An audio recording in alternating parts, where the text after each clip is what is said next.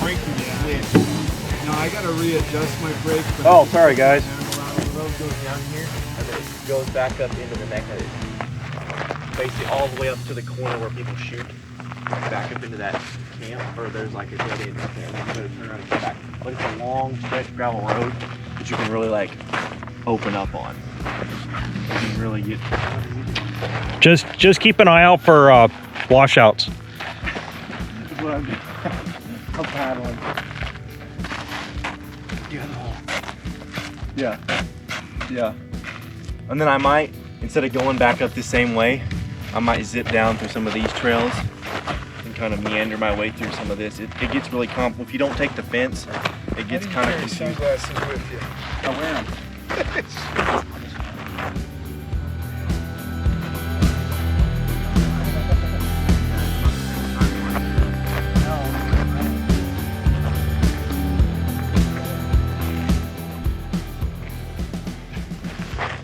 I'm trying to get, my wife's like 7, almost 8 years older than me. She don't know any of those movies. I'm catching her up. It's a big cutoff from Mexico to, even though she's just what, originally 150 miles away. How do you think I didn't do that again? They don't have. Damn, Karl. That looks like something I'd do. I was just seeing it was how hot it was I was going. wiping the dust off of it. It was still on. Doesn't even look like you rode it, man. I know, right? Shoot. I'm giving her all she's got. He's got the Mac Daddy offenders right here. I saw that over there. Yeah, I jumped her into a corner too hard. I pushed too hard. I might beat her. Hey, did you remember that big massive dip? Right there? No. Remember along the fence line? I did. Did you not? No, I knew it was gonna be there. Look at that. I had to stop Look at the outside too. on the other side of it because he started slowing down and chugging. I'm like, oh shit, hopefully I don't get stuck right here in the sand. Yeah. Yeah, the first time that Karl and I took that, we just kind of launched off of it. It was, oh, I guess there's a, yeah. This would be good for the E. You do that at night once you know about them little dips. Even it's hard to see at night because it almost, when you're looking at it, you can't see the dip as you're driving up, and then it just randomly falls out. That's what destroys people That's right what- there when that's- they're racing. It's those washouts.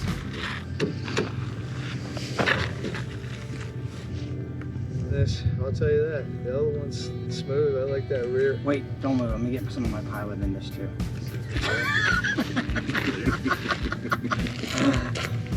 I'm like, the whole way over here, I'm like full throttle. I just have it pegged the whole time. Dude, I didn't know who was behind me for the longest time, and I turned around and I seen your big shiny hood, and I was like, I know who that is. I was like, I'll turn up some more dust for him to eat. Well, should we head to the end? Yep. Yeah, I think that just loops around. That just goes up and turns around and comes back out over there. Yeah. That little, you gotta go down. Okay, ready, set, go, race you. All right.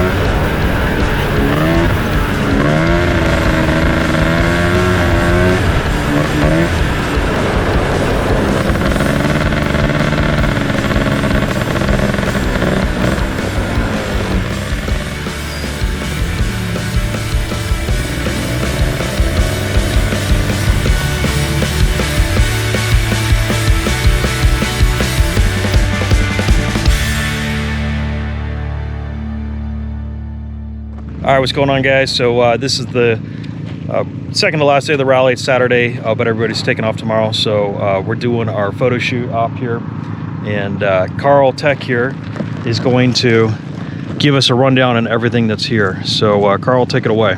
We had 11 cars this year, and we had 2 that were missing due to some unforeseen circumstances. But we'll go down the lineup here. This one, believed to be a Fry chassis. It was delivered to the meetup. Thank you, Brandon and Rusty and Rob. It runs a CR500 Super K setup. It's just like a circle track car, nothing crazy. Work shocks. Next, we have Mr. Bob Pettit's wonderfully built Triple E done by Rusty. This thing is a Gen 3. It runs the Polaris 500 snowmobile setup on it. It's got, about an hour and a half on it, I think. It has done beautifully, other than running it out of gas. 0 leaks. I think Bob built this thing in like maybe a year. He really, actually 9. Next, we have my Challenger full suspension chassis. It runs the CR250 Elsinore top end, air cooled. Nothing crazy on it. I did blow it up out here, so it is non-functioning now. Rusty Lindemood's FL350 with his custom A-arm suspension swap on it. It runs, I believe that's LTR 450 front shocks. He's got his built engine on it. Really nice setup. This thing does great. Best in show winner right here. My beautiful 83 FL250 bone stock. Just as clean as you can get. It is now the only thing that I brought that runs after everything. We even got the stock snorkel too. Just beautiful machine. Next on the lineup, this, what I was hoping to be one of the better machines here as well, is my 90 Pilot. Mostly stock. It's got a bumper on it, some lights and stuff. I put a 500 kit on it. It's a stock cylinder that runs the LRD LA sleeve setup. It runs the CR500 piston and then a Pro Design cool head. The drain bolt rattled out of the transmission, and I did about 6 miles with no oil in it.